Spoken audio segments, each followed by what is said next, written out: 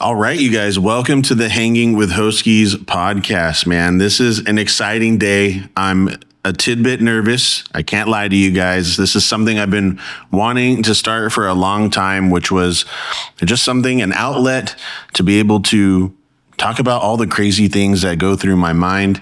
I've been running a live stream around gaming and coaching and take it easiness on Twitch and YouTube for 4 years, over 4 years now, going on 5. And over those years, I've learned how to develop a channel, get into content creation, and do stuff like this. And I needed something more dynamic, something to go a little bit outside of that gaming box. And this is what I wanted to do, was start something to talk to you guys and just share what was on my mind. So welcome to this channel. I'm so thankful to have so many members from the T.I.E crew community, my gaming channel, already subscribed to this channel. So to all of you guys out there, thank you so much for coming over here and joining me on Hanging With Hoskees. So yeah, this is going to be super laid back. I typically write down notes throughout my week. I'm a big proponent of writing things down, man. I think it's so important to do, all of us, especially in this age of technology. It's so easy to get wrapped up in apps, notifications, messages, texts, emails. And by the way, all those tools are incredible, and I use those on a day-to-day basis. But there's something so important to me that you write stuff down. It just adds a different element that the digital world just can't do. So I typically write down some stuff, and I have a little mini sheet right here. And I do have my laptop here with some notes as well. But I always write down just things that come up, and I'd like to share with you guys and just delve deeper into them. Quickly, too, just a little bit more about me. My name's Erik Hoskees. I am a father of 3 wonderful daughters, and my wife, Coach Ron. A lot of you guys know her, Rania. We might have her on the podcast occasionally too, because she's got such an amazing story in her life and so much to share in perspective. I've been working in real estate and finance for well over a decade. Have a history and political science degree from Arizona State University, and I've worked a lot of jobs over the years, from the restaurant industry to the cell phone industry, to some help desk tech stuff, to now finance and real estate, and also, like I said, running a YouTube channel and for the last 5 years. So I got some interesting life experience to share with you guys. So I'm looking forward to this. Welcome in again, and let's just get right into it. The first thing that I have written down on my list is this boom of nostalgia for the 1990s that has been catching fire now for quite a while. And you see it a lot with the youngsters, the Gen Zs, and even with my daughters, I have a unique insight seeing what they're into. And a lot of that 90s fashion and style, and even now the little bit of the early 2000s, is back so strong. I even saw some articles recently saying that younger generations are liking more of the wired headsets, right? Even wearing earbuds, not having to do Bluetooth. And a lot of it was just not having to charge a device, right? No one wants to try to find a charger all day. Oh my gosh, I got to charge my earbuds. Oh, I don't want to get cancer from Bluetooth. There's that part of it, for sure. But it's also just a vibe. It's a nostalgia thing. It's a trendy thing. And I, being the boomer millennial that I am, I remember those days of that was the only option. And I do have my own Bluetooth headsets, I have my Google Pixel Buds, but I never use them. And right before I even saw that article, I went and searched all over my house trying to find my old wired headset. And with USB-C now, with these phones, you have to have a USB-C headset to use headphones. You have to have a USB-C plug-in. And when that trend started coming in where they removed the headphone jack, and I remember working in the cell phone industry during that time too, people were not thrilled about not having a headphone jack. And there were some phones that held on for a long time because it's kind of a pain. If you have them plugged in, you can't charge it, or you have to get a dongle to plug both in, or you had to get a dongle to plug into USB-C that had a headphone jack. Is a pain in the ass. And phones, at least back then, came with a dongle. A lot of them now don't, but it was a pain. And there is something tangible and convenient too. For me, I don't even want to lose them. You have the wire around your neck, right? Can't fly away. It can't go anywhere. And it's just something super simple about it. Yeah, you just plug it in and use it. And I understand the trend. It's so crazy how much tech has evolved and now kind of stalled out, but now we're getting AI, so things are progressing into this unknown wild territory. But it's so crazy to see how far we've come as someone who was born in the 80s and grew up through the 90s, that this nostalgia crave is wanting to go back to, right? The wired headsets being one of those things. And there's others too. I mean, you got this Pizza Hut retrofitting all their restaurants to be like the OG Pizza Hut. So what is that? It's not just the simple tech, which that part is there, but there is this weird craving, even for generations that didn't experience that, to want to go back. It's like an inherent human thing that we know that might be better, actually. Isn't that interesting? Maybe we all inherently know, maybe it's not a nostalgic thing. Maybe we all inherently know that was better. And as someone who's lived in both those worlds, and I'm a tech nerd, right? I mean, I'm doing this for crying out loud. I got wireless microphones here that I'm using. I got a laptop here. I use Google Gemini AI language prompts all day long. I'm in it. But I also have a deep appreciation for the simpler times. I do. The wired headsets, the pre-internet era, the dial-up internet, and even before the internet, okay? Sitting 5 inches away from the TV, playing Duck Hunt, like just putting the toy Nintendo gun up to the TV and just shooting the duck directly. Playing Mario Brothers 5 feet away from the TV. Not even 5 feet, wherever the wire could reach to. So to come all this way into 2026 and be in my 40s now, and, still be pretty up to date with tech. I enjoy a lot of it. I also do understand this craving for a simpler time.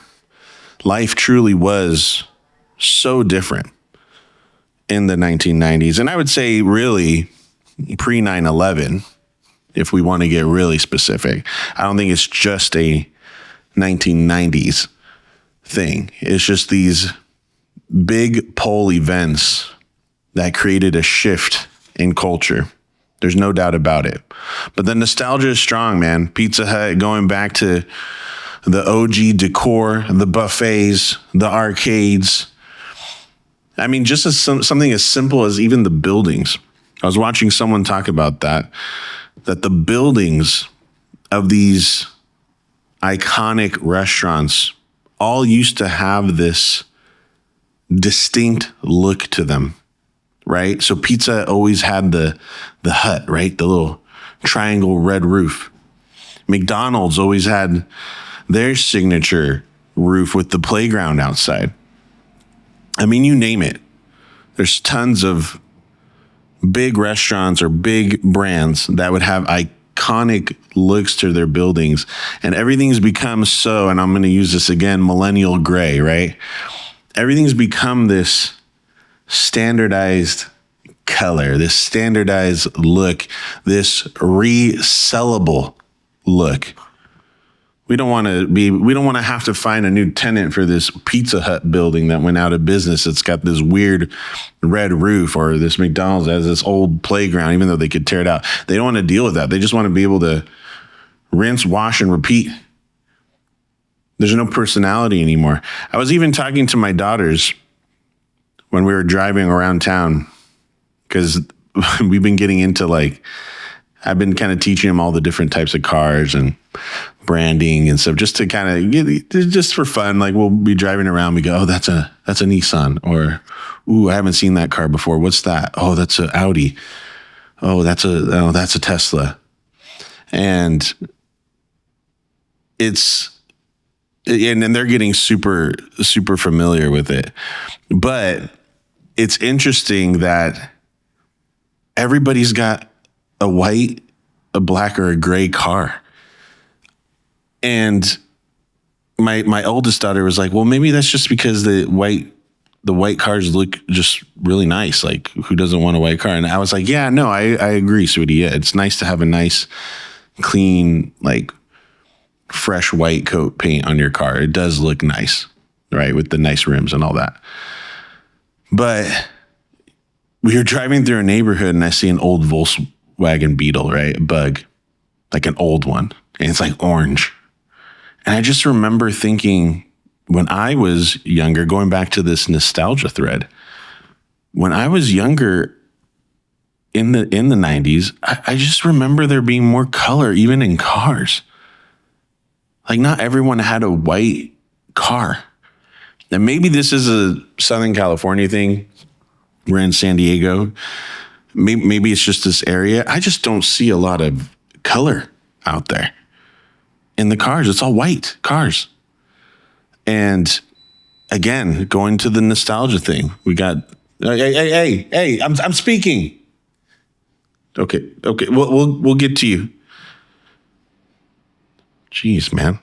They're like, enough with the nostalgia, Hoskees. Enough. Let's move on. But you name it. I even have written down here 90s vacations. I mean, it's getting to the extent where I look on social media and people are like, we're going to have a 90s weekend, meaning no one's going to have their phones. We're all going to go somewhere this weekend. No one's going to have their phones. We're going back to a Seinfeld episode.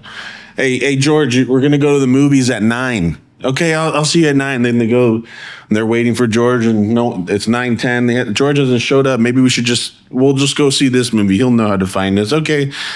And it's like every 90s sitcom was a miscommunication of not having a way to contact somebody on the go, I swear.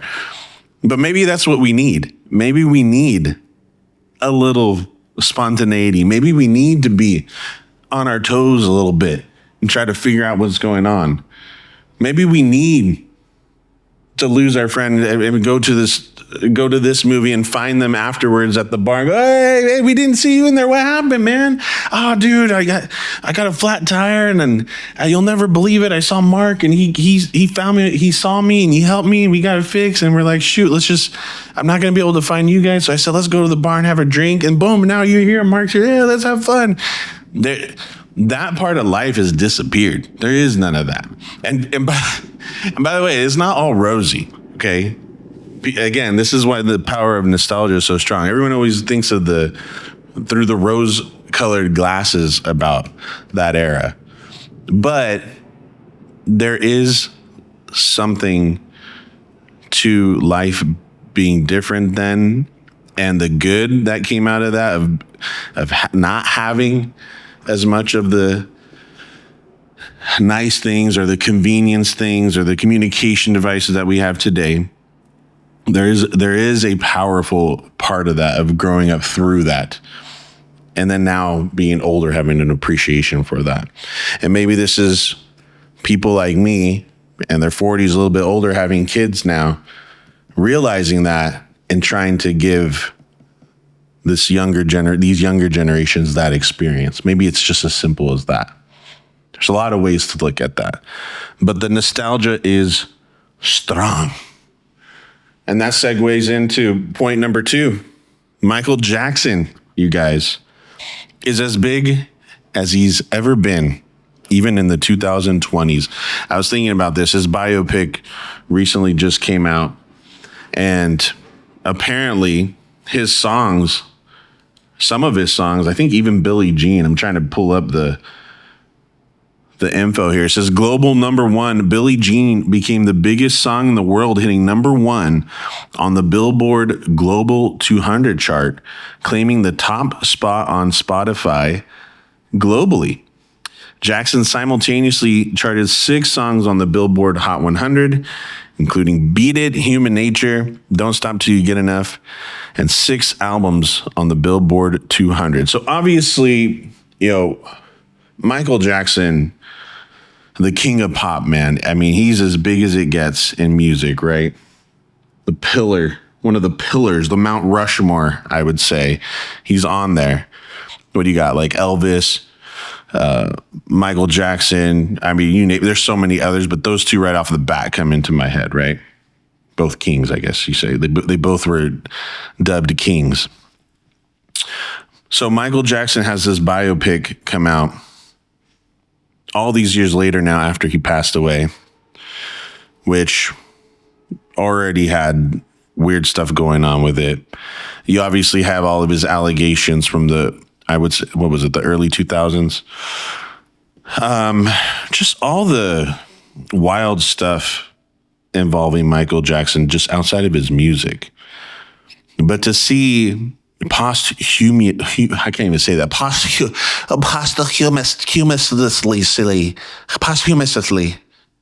okay, post his death.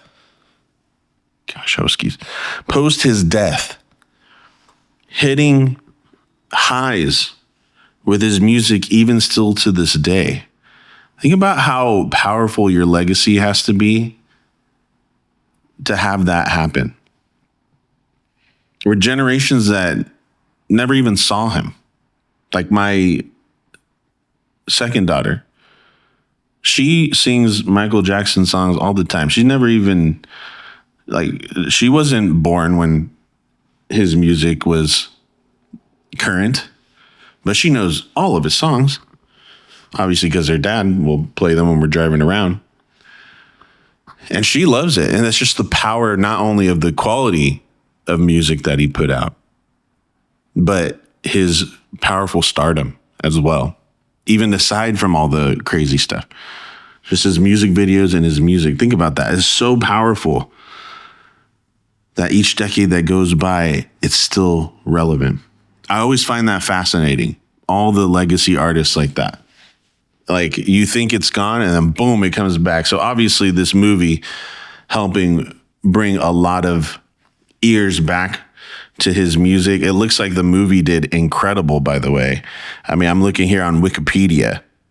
It had a budget of about $200 million and it made at the box office $850 million. So that's a big success. Who did this? Lionsgate Films did the distribution. Who did this? So Lionsgate, yeah, Lionsgate with a big home run financially. And I'm always curious with movies like this, these biopics.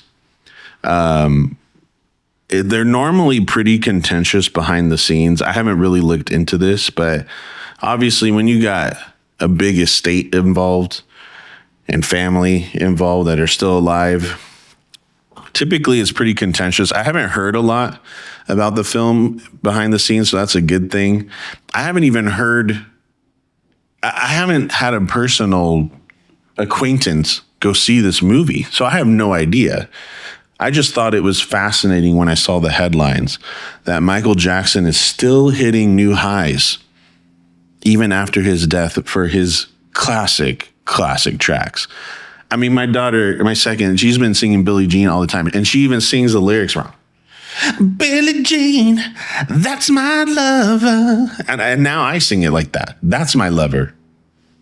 Not the correct lyric. I don't know. It just cracks me up. But what an incredible story. Michael Jackson still hitting new highs, man. So that is the nostalgia piece, you guys. I just wanted to share some of my quick thoughts on that. And then just in closing, we got the World Cup coming up in let's say right now we're filming this June 2nd. So we got a little over a week, and the World Cup is being hosted in North America, Canada, the US, and Mexico, I believe. And my kids and my wife, it's another millennial thing. I can't help it. Anytime I gotta say my wife, it's gotta be in the Borat tone. I can't help it. My wife.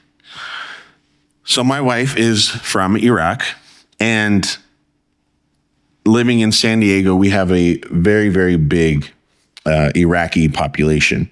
And obviously, they are absolutely thrilled that their country is in the World Cup. I even have my sister-in-law going to the East Coast where the Patriots play in Foxborough to see, I believe, the first game. I don't even know what date it is. I've been just hearing all this hype for the World Cup. And I know here in the States, we don't have the largest soccer or football fandom. And it has grown significantly since I was younger. I mean, with when the MLS started in the 90s, it kind of slowly, each 5 years, kind of just picked up and picked up and picked up.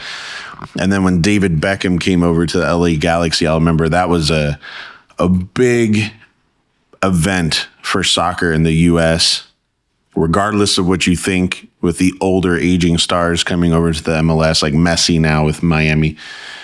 Soccer has slowly built up for Americans over the years. Still nowhere near where the NFL is, nowhere near where the MLB is, Major League Baseball, and not even basketball, which the NBA, I think, is a terrible product right now. But aside from that, I personally love watching soccer and football, and I'm looking forward to the World Cup. But this will be the first World Cup where I will really, really, really be rooting for another country other than the U.S. and Mexico. I typically always rooted for the U.S., and Mexico was kind of my second just because of my heritage, which, by the way, I do have German heritage, which that would be easy to root for them. Did they win? Did the holiday come on? We go to win it. We go to win the World Cup. Come on. Could have been an easy bandwagon fan for me to jump on that.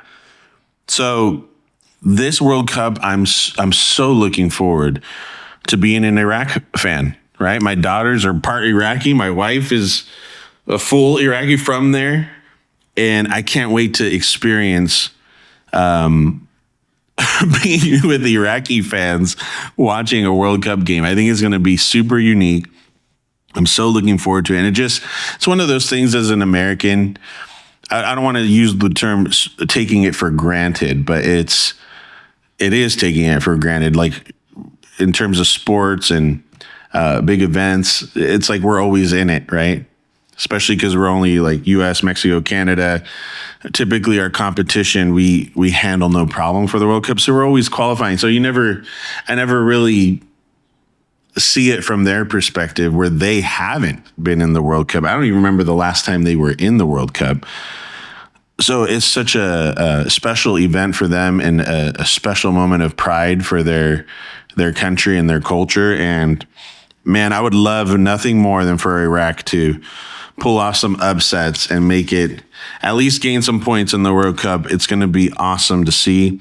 And I look forward to sharing that experience with you guys, man. I'm just going to try to stay healthy. I wanted to get episode 1 out and just kind of rip the Band-Aid off and get something out to you guys. Because again, this is just a creative outlet for me in a way to share what's in my crazy mind and give you guys some insights from the mind of Hoskees. And I look forward to having some guests alongside with me too.